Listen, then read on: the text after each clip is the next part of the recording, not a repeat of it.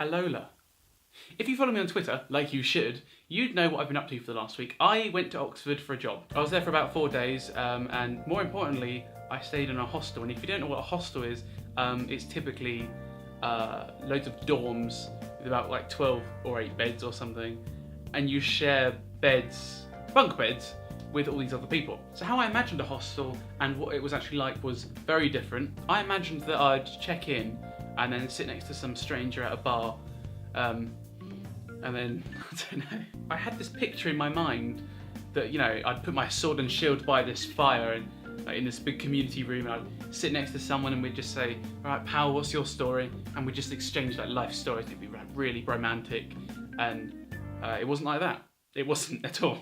How it went was, I checked in and then the bloke gave me a tour of the place, showed me my bed, and then he left. So I'm on the top bunk of this bunk bed, and across the room there's someone sleeping, but the light's been turned on now. I said hello, but he said nothing, and he got up and he turned the light off and got back in bed, and he was completely naked the entire time. It was like, it was so awkward. That first night was so bad. I think I got about 3.5 minutes sleep. It was bad. Trying to sleep in a dorm full of like all these other people, and then they keep coming in and out of the doors, and then I'm right next to the door, and then there's some really loud bloody music playing.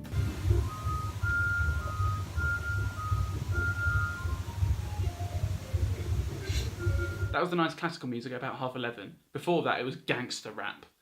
You're trying to sleep through gangster rap. My first shower was quite interesting. I didn't know where the towels were, but I'd already got in the shower and I was like already showering, and I was like, fuck! I didn't have a towel, but I did clock the bath mat on the floor.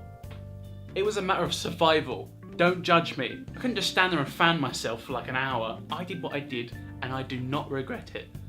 Nice voice crack. I don't remember what night it was, but I saw a man squeezing a loaf of bread. I went into the dorm and he's like the only one in there, and he's just sitting there squeezing bread. Like, what are you doing?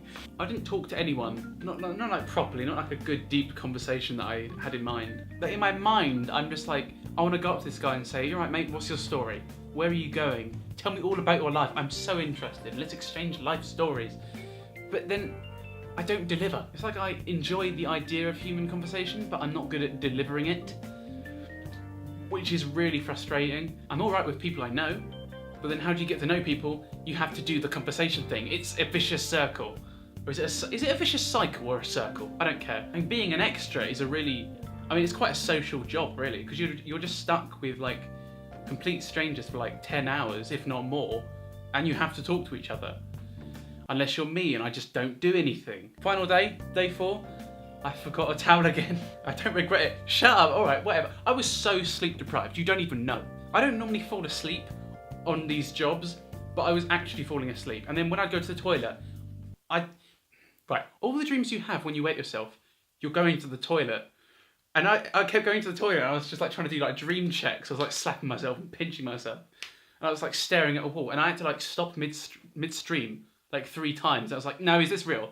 Is this real? Everyone does that, right? We all do that. Yeah, okay, cool. You know what? Hostels aren't that bad, really. I mean, it's cheap. If you're extroverted, it's probably a really nice community, but yeah, I'm sure it's great. But yeah, not bad. I recommend them if you want to do it, I don't care. So that's what I've been up to. What have you been up to? Over and out.